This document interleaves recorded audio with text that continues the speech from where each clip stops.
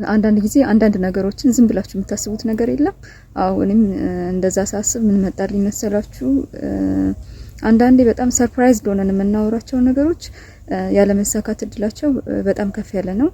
ለምን እንደሆነ ግን ሁሌ ሳስበው ይገርመኛል። ምክንያቱም በሰዎች በጣም ደስ ብሎን ወይም ደግሞ እናረጋቸዋለን ብለን ከእቅዳችን ውስጥ ያስገባናቸው ነገሮች ብዙ ጊዜ ሲሆኑ አናገኛቸውም። እንደውም ያለመሳካት እድላቸው በጣም ከፍ ያለ ሆኖ ነው የምናገኛቸው ማለት ነው። ነገር ግን ምንም ሳናወራ በቃ ጸጥ ብለን ምናምን ነገር ያደረግናቸው ነገሮች ደግሞ በጣም በከፍተኛ ሁኔታ ይሳካሉ ወይም ደግሞ የመሆን ቻንሳቸው ከፍ ያለ ነው ማለት ነው። ከዛም በተጨማሪ ደግሞ በድንገት ደግሞ ምንም ባላሰብነው ሁኔታ ሰርፕራይዝ የሆኑ ነገሮች ሲከሰቱ ወይም ደግሞ እንደዛ ስናገኛቸው ጥሩ የምናገኛቸው ነገሮች ይኖራሉ። እነዛን እድሎች ከተጠቀምንባቸው ህይወታችን በጣም ወደ ጥሩ ሁኔታ ላይ ሊቀየር ይችላል ማለት ነው። እስኪ እናንተስ በዚህ ጉዳይ ላይ ያላችሁ ሀሳብ ምንድነው? እንግዲህ አዲስ ዩቲዩበር ነኝ እንደምታውቁት። ሰብስክራይብ፣ ላይክ ኤንድ ኮሜንት በማድረግ አበረታቱኝ።